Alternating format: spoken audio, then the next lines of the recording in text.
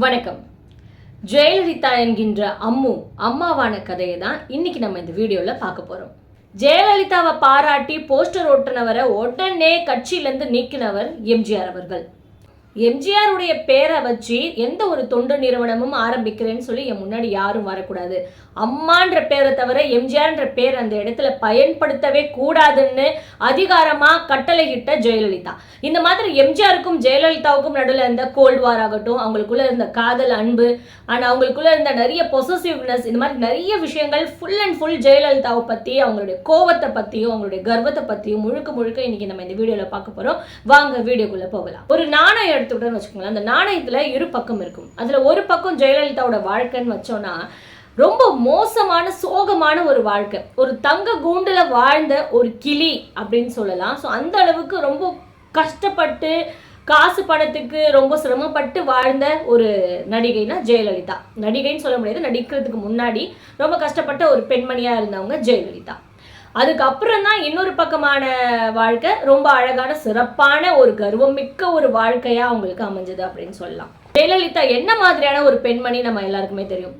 மதுரையில் அழகிரிக்கே சவால் விட்ட ஒரு பெண்மணி. என்னடா இந்த பொம்பளை, ஆம்பளைங்களாம் காலில் வந்து விழுறாங்க, ஆனால் அந்த பொம்பளை வந்து அசால்ட்டா எழுந்திரிங்க போங்க அப்படின்னு சொல்கிறாங்களேன்னு சொல்லிட்டு ரொம்ப இலக்காரமாக பேசுவாங்க. ஆனால் அதெல்லாம் அந்த காதில் வாங்கி அந்த காதில் தூக்கி போட்டு அப்படி ஒரு கம்பீரமாக உட்கார்ந்த ஒரு பெண்மணினா அது ஜெயலலிதா தான். இவ்வளோ ஒரு கர்வம், இவ்வளோ ஒரு திமிரு, இவ்வளோ ஒரு என்ன சொல்கிறது, ஒரு பதவி அந்தஸ்தில் வரணுன்ற வெறி, இது எல்லாமே இருந்த ஒரு பெண்மணினா அது ஜெயலலிதா மட்டும்தான். இந்த மாதிரி ஒரு அரசியல் பண்ண ஒரு பெண்மணி யாருமே இருக்க மாட்டாங்க, இருந்ததும் இல்லை, இதுக்கப்புறம் வருவாங்களான்றதும் நமக்கு சந்தேகம் தான். ஏன்னா கலைஞர் அவர்களே வந்து திணற விட்ட ஒரு ஜெயலலிதா அப்படின்னு தான் சொல்லணும்.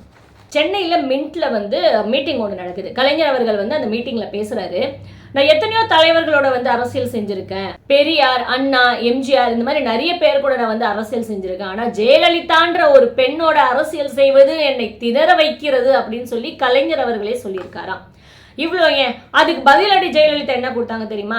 இதே தானே ராஜாஜி நடிச்சிருப்பாரு. ராஜாஜி வந்து ஆங்கிலேயர்கள் கிட்ட அரசியல் செஞ்சு ஜெயிச்சவர். அவர் இப்போ நினச்சிருப்பார் இல்லையா, இந்த மாதிரி ஆட்கள் கூடலாம் நான் அரசியல் செய்கிறேனே அப்படின்னு சொல்லி ராஜாஜி இப்படி தானே உங்களெல்லாம் நினச்சிருப்பாரு சீப்பா அப்படின்னு சொல்லி ஜெயலலிதா பதிலடி கொடுத்தாங்க. ஜெயலலிதாவுடைய அம்மா சந்தியா, இவங்க பார்த்தீங்கன்னா இவங்களுடைய கணவர் வந்து ஏற்கனவே திருமணமாகி பெரிய பெரிய பிள்ளைகள்லாம் இருக்கிற ஒரு ஆள். அவங்க பொண்டாட்டியை விட்டுட்டு ஜெயலலிதாவோட அம்மாவாகிய சந்தியாவை ரெண்டாம் தரமாக திருமணம் செஞ்சுக்கிறாரு. ரெண்டாம் தரமாக திருமணம் செஞ்சு ஒரு ஆண் பிள்ளை ஒரு பெண் பிள்ளை சந்தியாவுக்கு. அதாவது ஒரு 15 வயசுலேயே வந்து திருமணம் செஞ்சிடுறாரு. திருமணம் செஞ்சுட்டு ஒரு நல்ல வாழ்க்கை தான் கொடுத்துருக்காரு. ஆனால் பார்த்தீங்கன்னா 15 வயசு 18 வயசுலேயே வந்து சந்தியாவுக்கு 2 பிள்ளைகள், ஒரு ஆண் பிள்ளை ஒரு பெண் பிள்ளை, ஜெயலலிதா ஒன்று, அவங்களோட அண்ணன் ஒன்று. இந்த மாதிரி 2 பிள்ளைகளை வச்சுட்டு இருக்காங்க. அவங்க என்ன பண்ணுறாரு, ரொம்ப கொடூரமான ஒரு கேரக்டர் அவருக்கு வந்து வீணை வாசிக்கணும்னா வாசிச்சே ஆகணுமா. ஜெயலலிதாவோட அம்மா ரொம்ப நல்லா வீணை வாசிப்பாங்களாம். வாசிக்கணும்னா இரவு விடிய விடிய விடிய உட்காந்து வீணை வாசி அப்படின்னு சொல்லுவாராம். அவர் ரசிப்பாராம். அது மாதிரி ஒரு கலைஞானம் மிக்கவராம் அவர். விடிய விடிய அவங்க வீணை வாசனம். ஒரு சில நேரத்தில் அவங்களால முடியாதான், இல்லை என்னால் முடியாது அப்படின்னு சொன்னால் உடனே என்ன பண்ணுவானா, பீரோவை திறந்து பீரோவில் இருக்கிற அத்தனை புடவையும் எடுத்துகிட்டு வந்து எரிச்சிருவாராம் தீ வச்சு.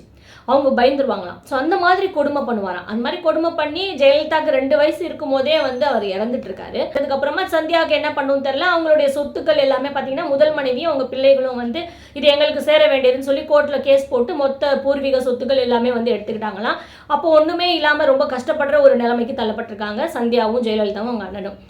அவங்க ஜெயலலிதாவோட அண்ணனுக்கு பார்த்தீங்கன்னா சாப்பிட்ற நோயா, அதாவது வந்து சாப்பிட்டுட்டே இருப்பாராம். எவ்வளோ செஞ்சாலும் எவ்வளோ கொடுத்தாலும் அவர் வந்து சாப்பிட்டுட்டே இருப்பாராம். அவ்வளோ ஒரு மாதிரி சாப்பாட்டு நோயா. ஜெயலலிதாவும் அவங்க அண்ணனும் பார்த்தீங்கன்னா பாட்டி வீட்டில் தான் தங்கி படிச்சிருக்காங்க. சந்தியா வந்து ஏதோ டைப்பிங்கு அந்த மாதிரி இந்த மாதிரி விஷயங்கள்லாம் கற்றுக்கிட்டு ஏதோ பண்ணலாம் அப்படின்னு சொல்லி போகிறாங்க. போகும்போது அவங்களுக்கு வந்து அதெல்லாம் பெருசாக வேலைகள்லாம் பத்தலை. அந்த நேரத்தில் என்ன பண்ணுறாங்க, நாடகங்களில் கொஞ்சம் கொஞ்சமாக நடிக்க ஆரம்பிக்கிறாங்க. நடிக்க ஆரம்பித்து லைஃப் வந்து அப்படியே போயிட்டே இருக்குது. சிவாஜி கணேசன் கூட வந்து பின்னாடி ஒரு 4 பெண்கள் ஒரு பெண்ணாக நின்றவங்க. அதுக்கப்புறம் வந்து ஜோடியாக ஒரு படத்தில் நடிக்கிறாங்க. அடுத்து 3வது படத்துலேயே பார்த்தீங்கன்னா அம்மா கதா கேரக்டருக்கு கூப்பிட்டுறாரு சிவாஜி. என்னடா இவர் நம்மளை அம்மான்னு சொல்லி கூப்பிட்டாரு, இது வந்து நமக்கு செட் ஆகாதுன்னு சொல்லிட்டு அவர் நாங்கள் என்ன பண்ணுறாங்க, தெலுங்கு படத்துக்கு போயிடலான்னு சொல்லி அந்த பக்கம் போய்ட்றாங்க. தெலுங்கு ஷூட்டிங்கும் சென்னையில் தான் நடக்குமா. அதுக்கப்புறம் ஜெயலலிதாவையும் அவங்க பையனையும் கூப்பிட்டுட்டு வந்து இங்கே வச்சுக்கிறாங்க சென்னையில். ஜெயலலிதா சர்ச் பார்க் ஸ்கூலில் சேர்த்துடுறாங்க. அவங்க அங்கே படிக்கிறாங்க. 10 வயசு அப்போ ஜெயலலிதாவுக்கு. அப்போ வந்து தெலுங்கு படத்தில் நடிச்சிட்டு இருக்கும்போது பெரிய பெரிய ப்ரொடியூசர்ஸ்லாம் வீட்டுக்கு வருவாங்களாம். அப்போ ஜெயலலிதாவுக்கு 10 வயசு. கருப்பாக குண்டாக ஹைட்டாக வருவாங்களாம். அது பார்க்குறதுக்கே ஒரு மாதிரி நடுங்குமா. அவங்கெல்லாம் வீட்டுக்குள்ளே வருவாங்களாம். வரும்போது ஜெயலலிதா இருப்பாங்களாம். என்ன பாப்பா எப்படி இருக்க அப்படின்னு சொல்லி ஜெயலலிதா விசாரிப்பாங்களா. ஜெயலலிதாவுக்கு இதெல்லாம் சுத்தமாக விருப்பமே இல்லையா. அந்த மாதிரி ஒரு உருவத்தை பார்த்தோன்னே ஜெயலலிதா பயந்துருவாங்களா. உடனே அவங்க வந்து மூஞ்சில் அடித்த மாதிரி பேசுவாங்களா. நீங்கள் யார், நீங்கள் எங்கெல்லாம் வரீங்க, போங்க அப்படின்னு சொல்லுவாங்களா. உடனே சந்தியா வந்து என்ன பண்ணுவாங்களா, அப்படிலாம் சொல்லக்கூடாது, நீ உள்ளே போ, நான் பேசிக்கிறேன் அப்படின்னு சொன்னோன்னா அவங்க உள்ளே போயிடுவாங்களாம். அப்போதுலேருந்தே ஆண்கள் மேலே ஒரு சின்ன சின்ன வெறுப்பு வந்து ஜெயலலிதாவுக்கு இருந்திருக்கு. அந்த மாதிரி பெரிய பெரிய ஆண்கள்லாம் தான் வீட்டுக்கு வராங்களே, தான் அம்மா கிட்ட பேசுகிறாங்களேன்னு சொல்லிட்டு ஒரு வெறுப்பு ஆண்கள் மேலே அப்போவே சின்ன வயசுலேயே இருந்திருக்கு. ஒரு கட்டத்துக்கு அப்புறம் நாடகங்களில் நடிக்க ஆரம்பிச்சிருக்காங்க ஜெயலலிதாவும் ஜெயலலிதாவோட அம்மாவும். வேறு வழி இல்லாமல் அதுக்கப்புறம் சினிமாவில் நடிக்க வேண்டிய வாய்ப்பு ஒன்று வந்திருக்கு. வெண்ணிராடைன்ற படத்தில் ஜெயலலிதாவை சினிமாவில் விட்டுருக்காங்க, அறிமுகப்படுத்தியிருக்காங்க. அப்போ ஜெயலலிதா நடிச்சிருக்காங்க. ஆனால் அப்போல்லாம் கூட அவங்க வந்து பெரிய அளவுக்கு வளரல. முதல்ல அவங்க எம்ஜிஆரை சந்திச்சதுக்கு அப்புறம் தான் ஜெயலலிதாவுடைய முழு வாழ்க்கையும் புரட்டி போட்டுச்சு. எம்ஜிஆர்ன்ற ஒரு நல்ல மனிதரை சந்திச்சதுக்கு அப்புறம் தான் ஜெயலலிதாவோட வாழ்க்கையே முழுமை அடைஞ்சது அப்படின்னு சொல்லலாம். ஸோ அதுக்கப்புறம் வந்து எம்ஜிஆரும் ஜெயலலிதாவும் நிறைய படங்களில் நடிக்க ஆரம்பிச்சாங்க. ஜெயலலிதா இந்த அளவுக்கு ஆங்கிலம் பேசுறாங்க, காலேஜ்லாம் போய் அவங்க காலேஜ்லாம் போயிருக்காங்க. ஸ்டெல்லா மேரேஜ் காலேஜ்ல அவங்களை வந்து சேர்த்து விட்டுருக்காங்க. அவங்க என்ன தன்னோட நடிகையோட பொண்ணு அப்படின்னு சொல்லி மனசுக்குள்ள ஒரு பந்தாவா நினைச்சிட்டு அங்கே போயிட்டு ஹாய் ஓயின்னு சொல்லிட்டு கொஞ்சம் சீனை போட்டிருக்காங்க. உடனே அங்கே இருக்கிறவங்களாம் என்ன பெரிய நடிகையோட பொண்ணா, கோ ஆர்டிஸ்ட் பொண்ணு தானே, உனக்கு என்ன இவ்வளோ திமிருன்ற மாதிரி இவங்கெல்லாம் பேச ஆரம்பிச்சோன்னா அவங்களுக்கு வந்து கோவம் வந்துச்சு. அந்த 5 நாளுக்கு மேலே அவங்க காலேஜ் போகவே மாட்டேன்னு சொல்லி அந்த ஸ்டெல்லா மேரேஜ் காலேஜ்லேருந்து அவங்க நின்றுட்டாங்களாம். ஆனால் அவங்ககிட்ட நிறைய பேர் கேட்டும்போது அவங்க என்ன ஆகணும்னு நீங்கள் நினைக்கிறீங்க அப்படின்னு கேட்டப்போ, நான் வந்து பிஹெச்டி படிச்சிருப்பேன், அப்படி இல்லைன்னா வக்கீலுக்கு படிச்சிருப்பேன். ஏன்னா பேசணும், த பெஸ்ட் எது இருக்கோ அது பண்ணணும், ஒருத்தங்களை கேள்வி கேட்கணும், பேசணும், ஒருத்தவங்களை ஒரு விஷயத்தில் ஜெயிக்கணும் அப்படின்னா இந்த மாதிரி வக்கீலாக இருக்கணும், பிஹெச்டி படிச்சிருக்கணும், அந்த மாதிரியான விஷயங்கள் அவங்களுக்கு அப்போவே இருந்திருக்கு. ஸோ அப்படி தான் நான் ஆயிருப்பேன்னு அவங்க சொல்லுவாங்களாம். ஸோ அந்த மாதிரி படிப்பில் இன்ட்ரெஸ்ட் இருக்குது, பட் அவங்களால படிக்க முடியல சில சூழல்கள்னால. அதுக்கப்புறம் அவங்க புத்தகங்கள் படிக்க ஆரம்பிப்பாங்க. நிறைய புத்தகங்கள் அவங்க வீட்டில் இருந்த புத்தகங்கள் மேக்ஸிமம் பார்த்தீங்கன்னா சாதாரண இந்த சின்ன சின்ன கதைகள், ஃபேமிலி கதைகள், பெண்கள் பற்றின கதைகள், இந்த மாதிரி கதைகள் அவங்க படிக்க மாட்டாங்களா. ஹிட்லரு, பெரிய பெரிய அரசியல் தலைவர்களை பற்றி, அரசியலில் வரணுன்ற இன்ட்ரெஸ்ட் அப்போ அந்த வயசில் இருந்திருக்காது, பட் இருந்தாலும் அரசியலை பற்றி கரைச்சி குடிச்சிருப்பாங்களாம். ஸோ பெரிய பெரிய தலைவர்களை பற்றி அப்போவே ரொம்ப ஸ்ட்ராங்காக எந்த அளவுக்கு பெரிய பெரிய விஷயங்கள் இருக்கோ அதை பற்றி தான் படிப்பாங்களாம். சாதாரண கதைகள், சின்ன சின்ன கதைகள் இதெல்லாம் படிக்கிற பழக்கமே கிடையாதான். அதெல்லாம் படித்து தன்னை தானே அந்த மாதிரி மனசுக்குள்ளே ஒரு சந்திரமுகியாக மாறின கங்கான்னு சொல்லுவாங்களே. ஸோ அந்த மாதிரி ஜெயலலிதா வந்து தன்னை ஒரு முழு அரசியல் நிலைமையிலையும் சரி, ஒரு சினிமா நிலையிலும் சரி, தன்னை வந்து உயர்த்தி வச்சுக்கிற ஒரு கேரக்டராக மாறியிருக்காங்க அப்போவே. எம்ஜிஆரை சந்திச்சதுக்கு அப்புறமா எம்ஜிஆருடைய வளர்ச்சி கொஞ்சம் கொஞ்சமாக பார்த்து கூடவே வளர்ந்தவங்க ஜெயலலிதான்னு சொல்லலாம். அப்போ எம்ஜிஆர் வந்து ஒரு நல்ல நிலைமையில நல்ல ஒரு பெரிய ஹீரோவாக இருந்தார் இல்லையா. அப்போ மக்களுடைய செல்வாக்காகட்டும், அப்போது எம்ஜிஆர் வந்து ஒரு கட்சியில் வந்து ஒரு ஸ்ட்ராங் மேனாக இருந்ததாகட்டும், அவர் போகிற இடத்துல வந்து அவர் ஏஞ்சி நின்று மரியாதை கொடுக்குறதாகட்டும், எந்த ஒரு விஷயமா இருந்தாலும் யோசிச்சு பண்ணுறது, எந்த ஒரு விஷயமா இருந்தாலும் கரெக்டாக அந்த இடத்த வந்து பாயிண்ட் அவுட் பண்ணி பேசுறது, இந்த மாதிரி எம்ஜிஆரோட கேரக்டர் வைஸ் எம்ஜிஆர் வந்து தான் பார்த்த ஆண்கள்லேயே இந்த சிறந்த ஆண் அப்படின்னா எம்ஜிஆர் அப்படின்றது அவங்க மனசில் பதிஞ்சிருச்சு. அதே மாதிரி எம்ஜிஆர் அவர்கள் கூட நடித்த நடிகைகள்லாம் என்ன பெருசாக வந்து ஒரு பெண்மையாக இருப்பாங்க, நடிப்பாங்க, வருவாங்க, குடும்பம் குட்டின்னு போயிடுவாங்க. ஆனால் ஜெயலலிதா மட்டும் அந்த மாதிரி இல்லை. எப்போ பாரு ஆங்கிலத்தில் பேசுவாங்களாம், ஒரு திமிராக இருப்பாங்களாம், கலாய்ப்பாங்களாம். எம்ஜிஆர்னா கொஞ்சம் பயப்படுவாங்க இல்லையா மற்ற நடிகைகள், இவங்களுக்கு அந்த பயமே கிடையாது. எம்ஜிஆரே கலாய்ப்பாங்களாம், சிரிப்பாங்களாம், பின்னாடி போனதுக்கப்புறம் கமெண்ட் பண்ணுவாங்களாம். இந்த மாதிரியான விஷயங்கள்லாம் எம்ஜிஆரை வந்து ரொம்ப ஈர்த்து இருக்கு. என்ன இந்த பொண்ணு மட்டும் இந்த மாதிரி இருக்குது, கொஞ்சம் கூட வந்து ஒரு பயம், தன்னடக்கம் அந்த மாதிரி எதுவுமே இல்லாமல் ஒரு மாதிரி நான் எல்லாமே தெரிஞ்ச ஒரு பெண்ணா இருக்காளே, இந்த பெண்ணை நம்ம வந்து விட்டுறக்கூடாது, நம்ம கைக்குள்ள வச்சுக்கணும் அப்படின்னு எம்ஜிஆர் ஒரு பக்கம் நினைச்சிருக்காரு. அதே மாதிரி ஜெயலலிதாவும் நினைச்சிருக்காங்க, இந்த மாதிரி ஒரு ஆம்பளையை நம்ம வந்து விட்டு கொடுக்கவே கூடாது, இவரை நம்ம கைக்குள்ள அடக்கமா வச்சுக்கணும் அப்படின்னு சொல்லி அவர்கிட்ட சுத்தி வர்றது, அவர்கிட்ட பேசுறது, அவருக்கு செல்லம் கொஞ்சுறது, இது மாதிரி நிறைய எம்ஜிஆரை வந்து கவர் பண்ற மாதிரியான விஷயங்கள் எல்லாமே ஜெயலலிதா செஞ்சது. அறிவு, செல்வாக்கு, திறமை எல்லாமே கொண்ட ஒரு ஆணை வந்து எந்த பொம்பளையும் விட்டு கொடுக்க மாட்டாங்க. ஸோ அந்த மாதிரி தான் ஜெயலலிதா அவங்க வந்து நினைச்சிருக்காங்க. ஆனா என்னன்னா எம்ஜிஆரை வந்து சில விஷயங்கள் பிடிக்காது, சில கண்டிஷன் போடுறது. நீ வந்து என் பேச்சு கேட்கணும், நீ வந்து ஏன் இவ்வளோ லேட்டாக வர, நீ ஏன் அப்படி போகிற, இந்த மாதிரி பேசுறதுலாம் எம்ஜிஆருக்கு பிடிக்காதா. என்ன ரூல் பண்ணுறதுக்கு நீ யாருன்ற மாதிரி தான் எம்ஜிஆரா. ஏன்னா நான் கஷ்டப்பட்டு உயர்ந்து வந்திருக்கேன், என்ன யாரும் ரூல் பண்ணக்கூடாதுன்றது எம்ஜிஆர் நினைப்பாராம். அதே மாதிரி தான் ஜெயலலிதாவும், நானும் கஷ்டப்பட்டு தான் வந்திருக்கேன், என்ன நீ அவங்க கிட்ட பேசக்கூடாது, இவங்க வீட்டுக்கு போகக்கூடாது, நீ அவங்க கூட நடிக்கக்கூடாது அப்படின்னு சொல்லி என்ன ரூல் பண்ணுறதுக்கு உனக்கு எதுவும் வந்து ரைட்ஸ் கிடையாது அப்படின்னு சொல்லி ஒருத்தருக்குள்ள ஒருத்தர் வந்து இருந்த அன்பு தாண்டி பாசம் தாண்டி ஒரு பொசசிவ்னஸ் சொல்லுவாங்க இல்லையா, ஒரு பொசசிவ், இவங்கிட்ட யாரும் பேசிடக்கூடாதுன்னு நினைப்பாங்க, ஆனால் நம்மளையும் யாரும் வந்து எதுவும் சொல்லிடக்கூடாதுன்னு நினைக்கிறது. அந்த மாதிரி ஒரு இது இருந்துகிட்டே இருந்திருக்கு ரெண்டு பேருக்குள்ளேயும் அப்படின்னு தான் உண்மை.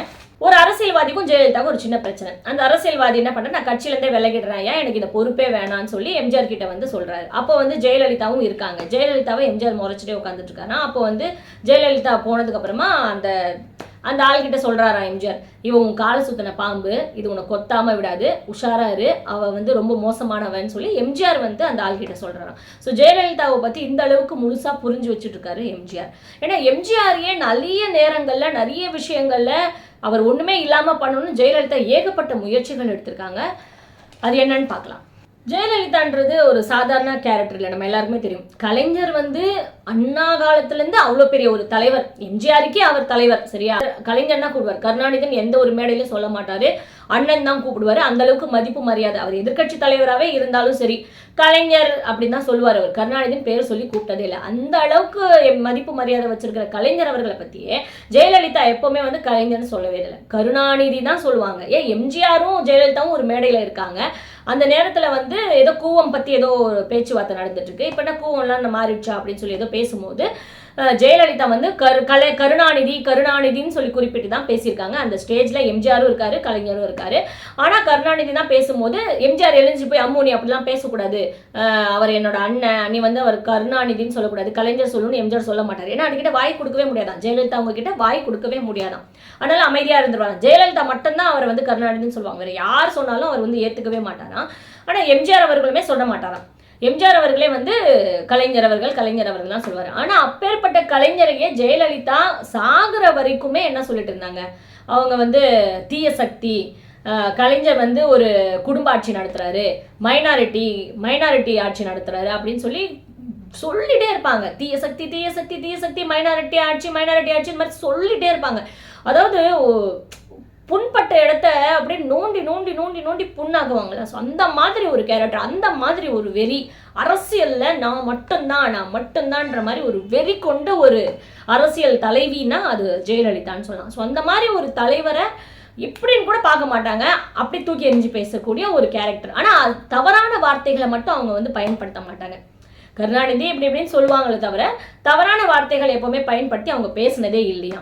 மாதிரி எம்ஜிஆருக்கு வந்து பானுமதி இருக்காங்க இல்லையா, அவங்க ஒரு தடவை ரேகை பார்த்து சொல்லியிருக்காங்க, உங்களுக்கு ராஜ ரேகை இருக்குது, நீங்கள் வந்து ஒரு பெரிய ராஜாவாக வருவீங்க, ஆனால் இப்போவே சினிமாவில் நீங்கள் மட்டும் தானே ராஜா, நீங்கள் நடிக்கிற படங்கள் மட்டும் தான் ஓடுது, அதனால நீங்கள் தானே ராஜான்னு சொல்லி அவங்க புத்திக்கு எட்டின அளவுக்கு அவங்க சொல்லியிருக்காங்க. சினிமாவில் நீங்கள் தான் ராஜா, நீங்கள் தான் ராஜ ரேகை அப்படின்னு சொல்லியிருக்காங்க. ஆனால் அவங்க வந்து அரசியலில் இந்த மாதிரி பெரிய ராஜாவாவார், இத்தனை வருடங்கள் வரைக்குமே இன்னி வரைக்குமே அவர் ராஜாவாக தான் மக்கள் மத்தியில் வாழ்ந்துட்டு இருக்காரு அப்படின்றது அப்போ பானுமதிக்கு கணிக்க தெரியல. அதே மாதிரி தான் ஜெயலலிதாவோட ரேகையை எம்ஜிஆர் ஒரு தடவை பார்த்துருக்காரு, சும்மா கையை காட்டு அப்படின்னு சொல்லி பார்க்கும்போது, இந்த ராஜ ரேகை எனக்கு இருக்குன்னு தானே சொன்னாங்க, இந்த ராஜ ரேகை எப்படி உனக்கு இருக்கு, அப்போ நீயும் வந்து அரசியலில் பெரிய ஆளாக வருவேன்னு நினைக்கிறேன் அப்படின்னு சொல்லி சொல்வாராம். அப்போவே அவர் மைண்டில் வந்து ஃபிக்ஸ் பண்ணிட்டாரு, இந்த மாதிரி ஒரு ராஜரேகை கொண்ட ஒரு பெண் இவ வந்து அரசியலை வந்து நல்லா சாதிப்பா, நல்லா ஜெயிப்பா, நல்லா கொண்டு போவா அப்படின்னு சொல்லி அப்பவே அவர் வந்து கணிச்சிருக்காரு எம்ஜிஆர். ஸோ ஜெயலலிதாவோட ரேகையை அவங்க தாத்தா எப்படி கணிச்சு சொன்னாரோ ஜாதகத்தை பார்த்து, அதே மாதிரி ஜெயலலிதாவுடைய ரேகையை பார்த்து எம்ஜிஆர் அவர்கள் கணிச்சு சொல்லியிருக்காரு. அதே மாதிரி நல்லா தான் போயிட்டு இருந்திருக்கு ஜெயலலிதாவுக்கும் எம்ஜிஆருக்கும். நடுவில் ஜெயலலிதாவும் எம்ஜிஆரும் கொஞ்ச நாள் பிரிஞ்சிருந்தாங்க இல்லையா, கிட்டத்தட்ட ஒரு 5 வருடங்கள் பார்த்தீங்கன்னா பேசவே இல்லை, 2 பேரும் படங்கள்லையும் நடிக்கவே இல்லை. ஜெயலலிதா எந்த படத்துலையுமே நடிக்கல. அப்போ வந்து சோமன் பாபு அப்படி இப்படின்னு ரவிச்சந்திரன் அப்படின்னு சொல்லி கொஞ்சம் வந்து ஜெயலலிதா தவறான விஷயங்கள்ல போயிட்டாங்க. அப்போ இருக்கும்போது ஜெயலலிதா சோமன் பாபு என்ன சொல்லியிருக்காங்க, உன்னோட ஒய்ஃபை நீ விட்டுட்டு வா, டிவோர்ஸ் பண்ணிட்டு வா, நான் உன்னை திருமணம் செஞ்சுக்கிறேன் அப்படின்னு தான் ஜெயலலிதா சொல்லியிருக்காங்க சோபன் பாபு கிட்ட. ஆனால் சோபன் பாபு வந்து அதை வந்து ஏற்றுக்கல. ஒரு கட்டத்துக்கு அப்புறம் ஜெயலலிதாவோட திமிரு கர்வம் இதெல்லாம் சோபன் பாபுவாலே ஏற்றுக்க முடியல. அப்போ என்ன பண்ணியிருக்காரு, எம்ஜிஆருடைய காலில் போய் விழுந்து, இனிமேல் நான் உங்கள் பக்கம் வரவே மாட்டேன், என்னை மன்னிச்சிருங்க அப்படின்னு சொல்லி சோமன் பாபு போயிட்டு எம்ஜிஆரோட காலில் விழுந்து மன்னிப்பு கேட்டு ஓடி போயிட்டதா ஒரு விஷயம் இருக்குது. அதே நேரத்தில் அவங்க நடிக்காமல் இருக்க அந்த நேரத்தில் ஜெயலலிதா சும்மாலாம் இல்லைங்க, ஒரு பிளாஸ்டிக் கம்பெனி ஒன்று ஆரம்பிச்சிருக்காங்க. அந்த பிளாஸ்டிக் கம்பெனி ஆரம்பித்து அதை நடத்திட்டு இருந்திருக்காங்க. அந்த நேரத்தில் ஒரு சினிமா வாய்ப்பு என்னன்னு பார்த்தீங்கன்னா, ரஜினிகாந்த்க்கு ஜோடியாக நடிக்கிறதுக்கு நீங்கள் வரணும் அப்படின்னு சொல்லி கூப்பிட்டுருக்காங்க. அப்போ ஜெயலலிதா சொல்லியிருக்காங்க, ஒரு கடிதம் ஒன்று எழுதியிருக்காங்க, எல்லா பத்திரிகைகளுமே அந்த கடிதம் வந்துச்சான், இனிமேல் நான் சினிமாவில் நடிக்க மாட்டேன், சினிமாவில் நடிக்கக்கூடிய ஆர்வம் எனக்கு இல்லை, நான் வந்து வெயிட் போட்டுட்டேன், அது எனக்கு பிடித்தமான கதாபாத்திரங்கள் எனக்கு வரல, இனிமேல் நடிக்கிற விஷயங்கள் எனக்கு பிடிக்கல, நான் நடிக்கவும் மாட்டேன், ரஜினிகாந்தாவே இருந்தாலும் அவர் கூட நான் நடிக்க விரும்பலன்னு சொல்லி ஜெயலலிதா ஒரு கடிதத்தை பகிரங்கமாக அறிவிச்சாங்க. அந்த கடிதம் முழுக்க முழுக்க எல்லா பத்திரிகைகளும் வந்துச்சு. அதுக்கப்புறம் சில நாட்கள் கழிச்சு ஜெயலலிதா போயிட்டு எம்ஜிஆர் கிட்ட, இல்லை நான் செஞ்சதெல்லாம் தவறு, என்னை மன்னிச்சிடுங்க, நீங்கள் என்ன பண்ணாலும் சரி நான் உங்களை விட்டு போக மாட்டேன் அப்படின்னு சொல்லி ரொம்ப வற்புறுத்தி சேர்ந்துக்கிட்டாங்களாம். போய் ஜெயலலிதா எம்ஜிஆர் கிட்ட போய் சேர்ந்தாங்க. இதுதான் கதை. பிரிஞ்சிருந்ததுக்கு அப்புறம் ஜெயலலிதாவே தான் போயிட்டு எம்ஜிஆர் கிட்ட சேர்ந்துருக்காங்க, வேற வழி இல்லாமல். எஸ்டிஎஸ் எம்ஜிஆர் கூடவே இருந்தவர், அவர் என்ன பண்றாரு, டக்குன்னு எம்ஜிஆர் கட்சியை ரெண்டா உடைக்கலான்னு சொல்லி பிளான் பண்ணிடுறாரு. எம்ஜிஆர் மேலே வந்து ஊழல் வழக்கு குற்றச்சாட்டு ஒன்று போடுறாரு. போட்டுட்டு எம்ஜிஆர் கட்சியை உடைச்சி தான் தனி கட்சி ஆரம்பித்து தலைவர் ஆகணும்னு நினைக்கிறாரு. ஆனால் அந்த நேரம் பார்த்து எம்ஜிஆர் அவர்களுக்கு ரொம்ப உடம்பு சரியில்லாமல் போயிடுது. அவர் அமெரிக்காவுக்கு போயிடுறாரு. இப்போ கட்சி என்ன ஆகும், கட்சி வந்து ஒன்றுமே இல்லாமல் ஆயிடக்கூடாது. ஸோ இந்த நேரத்தில் என்ன பண்ணுறாங்கன்னா, அப்போ இருந்த தலைவர்கள்லாம் பார்த்தீங்கன்னா எல்லாம் டம்மி பீஸுங்க தான். என்ன சொல்கிறது, ஒரு மாஸ் இருக்காது. தலைவர்னா ஒரு மாசு கெத்து இருக்கும் இல்லையா, அது அந்த கட்சியில் அந்த நேரத்தில் யாருக்கிட்டையுமே இல்லையா. எம்ஜிஆர் தவிர்த்து வேறு யாருமே இல்லை. அப்படி பார்த்தோன்னா இப்போ கூட அரசியல் பன்னீர்செல்வம் உட்பட பார்த்துக்கோங்களேன், பன்னீர்செல்வம் கூட அந்த கெத்து பந்தா எல்லாத்தையும் விட்டுட்டு ஸ்டாலின் அவர்கள்கிட்ட போய் சேர்ந்துட்டாரு. ஸோ இந்த மாதிரி ஒரு மாசே இல்லாத ஒரு தலைவர்கள் தான் அதிமுகவில் இப்போ வரைக்குமே இருக்காங்க அப்படின்னு சொல்லலாம். ஆனால் வந்து அப்போ என்ன பண்ணியிருக்காங்க, எல்லாருமே சேர்ந்து ஒரு முடிவு பண்ணியிருக்காங்க, இப்போ இந்த கட்சியை காப்பாற்றணும், எம்ஜிஆர் அவர்கள் பேரை காப்பாற்றணும், தலைவராக்கணும்னா ஜெயலலிதாவால் மட்டும்தான் முடியும். ஏன்னா வந்து அழகும் இருக்குது, திறமையும் இருக்குது, புகழும் இருக்குது, மக்கள் செல்வாக்கும் இருக்குது. சினிமாவில் எம்ஜிஆர் கூட சேர்ந்து நடிச்சதுனால அவங்களால மட்டும்தான் அது முடியும்னு சொல்லி மற்ற தொண்டர்கள் எல்லாருமே, கட்சி தொண்டர்கள் எல்லாருமே முடிவு பண்ணிட்டு ஜெயலலிதாவை போயிட்டு கூப்பிட்டு வராங்க. நீங்கள் தான் பேசணும், எம்ஜிஆருக்காக நீங்கள் தான் குரல் கொடுக்கணும், எம்ஜிஆருக்காக நீங்கள் தான் மீட்டிங்லாம் பேசி எம்ஜிஆர் அவர்களை ஜெயிக்க வைக்கணும்னு சொல்லி ஜெயலலிதாவை உள்ளே கொண்டு வராங்க.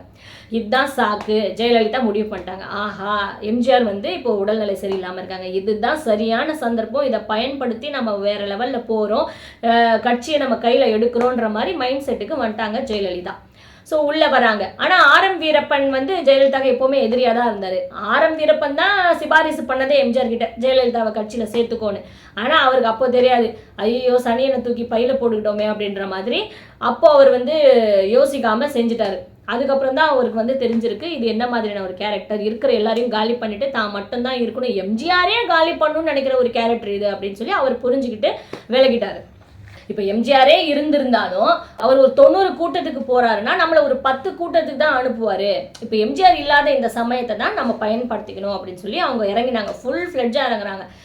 கூட்டத்து எல்லா மீட்டிங்கும் அட்டன் பண்ணுறாங்க, எல்லாம் டே அண்ட் நைட் கொஞ்சம் கூட யோசிக்காமல் ஃபுல்லாக பாடுபடுறாங்க. இந்த மாதிரி யாராலையுமே பாடுபட முடியாதான். ஜெயலலிதா அந்த மாதிரி முழுக்க முழுக்க தன்னை வந்து கட்சியில் அர்ப்பணிச்சிட்டாங்க. அந்த அளவுக்கு பாடுபடுறாங்க. தூக்கம் இல்லை, ஒன்றும் இல்லை. எல்லாரும் வந்து வியந்து பார்க்குறாங்க, என்னடா பொம்பளை இது, என்ன இப்படி உழைக்குது, மாடு மாதிரி உழைக்குது. சோவே ஒரு இதில் சொல்லியிருப்பாராம், மாடு மாதிரி உழைச்சாங்க அந்த நேரத்தில் எம்ஜிஆர் ஜெயிக்கணுன்றதுக்காக, அவ்வளோ உழைச்சாங்களாம். அந்த மாதிரி யாராலுமே செய்ய முடியாதான். அவங்க சொன்ன ஒரே ஒரு வார்த்தை என்னன்னு பார்த்தீங்கன்னா, நான் வெற்றிக்கனியை கொண்டு சென்று எம்ஜிஆரிடம் சமர்ப்பித்து அவரை முதலமைச்சராக உங்கள் தொகுதிக்கு கொண்டு வருவேன், இது சத்தியம் அப்படின்னு சொல்லி ஜெயலலிதா அவங்க ஒவ்வொரு மீட்டிங்லையும் பேசினாங்க. இந்த ஒரு வார்த்தை தான் மக்களை வந்து ரொம்பவே கவர் பண்ணிச்சு அப்படின்னு சொல்லலாமா. ஸோ இந்த வார்த்தையினால நிறைய மக்கள் வந்து கவர்ந்து அதுக்கப்புறமா அதிமுகவுக்கு போட்டு எம்ஜிஆர் அவர்கள் முதலமைச்சர் ஆனார். ஸோ இதுக்கு ரொம்ப உழைச்சவங்க அப்படின்னா ஜெயலலிதா. ஸோ இந்த ஒரு விஷயம் எம்ஜிஆர் மனசில் ரொம்பவே பதிஞ்சிருச்சு.